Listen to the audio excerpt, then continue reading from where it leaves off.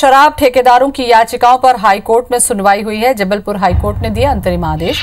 Court ने ठेकेदारों से मांगा है शपथ पत्र, जिससे संशोधित शराब नीति मंजूर वो शपथ पत्र दे। कहना है हाईकोर्ट का, जिससे शराब नीति मंजूर नहीं उस पर नहीं होगी कार्रवाई।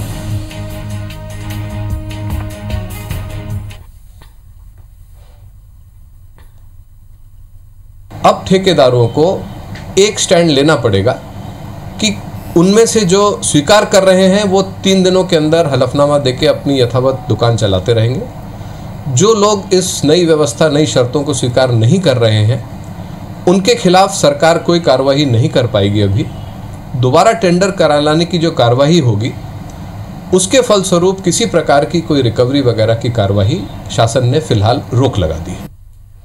और ज्यादा जानकारी के लिए विजेंद्र पांडे हमारे साथ में जुड़ चुके हैं। विजेंद्र, ठेकेदारों से एक विकल्प चुनने को कहा है हाईकोर्ट ने, क्या शर्तें हैं जिसे मान नहीं रहे ठेकेदार? देखिए ज्योति, मुख्य तौर पर तमाम शराब ठेकेदारों ने कोरोना लॉकडाउन में हुए घाटे का हवाला देकर हाईकोर्ट की शरण ली थी और ये कहा था कि जो उन्हें घाटा हुआ है या तो उसकी भरपाई सरकार कर दे या बिड राशि को कम करे या कि नए सिरे से ठेके कर दे। लेकिन इसको लेकर तनातनी की स्थिति सरकार और शराब ठेकेदारों पर के बीच बनी हुई थी और उसके बाद सरकार ने आबकारी नीति में एक संशोधन भी कर दिया था, जिसके तहत शराब दुकानें न खोलने वाले ठेकेदारों को ब्लैकलिस्ट किया जाना था और ये भी संशोधन था कि वो दूसरे जिले की निविदा प्रक्रिया में भाग नहीं ले पाएंगे।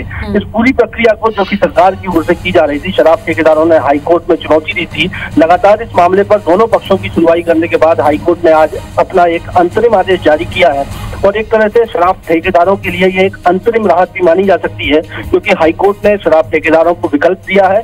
ये कहा है कि ऐसे शराब ठेकेदार जो मौजूदा शर्त के साथ काम करना चाहते हैं वो 3 दिनों के भीतर सरकार को लिखित में एक जानकारी दे सकते हैं और जो ठेकेदार जो कि आबकारी नीति में हुए संशोधन से नाखुश है, ऐतराज है उनको, उन पर सरकार आगामी सुनवाई तक किसी तरह की कोई कार्रवाई नहीं करेगी और ऐसे शराब ठेकेदार अपनी दुकानों को सरेंडर भी कर सकेंगे और ऐसे ही दुकानों के री ऑक्शन सरकार की ओर से करवाए जा सकेंगे। बड़ी बात यह है कि हाईकोर्ट ने यह भी कहा है कि जो शराब दुकानदार अपनी दुकानों को सरेंडर करते हैं उनसे रिकवरी की भी कोई कार्रवाई आगामी आदेश तक नहीं होगी। एक विस्तृत फैसला हालांकि हाईकोर्ट का आना बाकी है, क्योंकि अभी सुनवाई जारी रखेगा हाईकोर्ट और उसके बाद हाईकोर्ट के ये कहने के बाद, एक विकल्प चुनने की बात कहने के बाद, मुझे लगता है कि शराब ठेकेदारों के पास में अब कोई विकल्प नहीं है। या तो उन्हें शर्तों को मानकर दुकान खोलना है या फिर उन्हें वॉकआउट करना है। देखिए सीधा एक विकल्प हाईकोर्ट की ओर से सरकार को दे दिया गया है और एक तरह से इसे अंतरिम राहत ही माना जा सकता है, क्योंकि अब तक सभी शराब ठेकेदारों पर सरकार के फैसले बंधनकारी थे, लेकिन हाईकोर्ट ने ये साफ कर दिया है कि जो ठेकेदार मौजूदा शर्तों के साथ काम करना चाहते हैं वो अपनी शराब दुकानें खोल सकते हैं। लेकिन बड़ी संख्या में तकरीबन 70% ठेकेदार ऐसे हैं जो कि नाखुश हैं, जिन्हें ऐतराज है, जो लगातार री-ऑक्शन की मांग कर रहे थे। तो एक तरह से अंतरिम राहत उनको हाईकोर्ट ने दी है। उन पर कोई कार्रवाई अब सरकार की ओर से नहीं की जा सकेगी।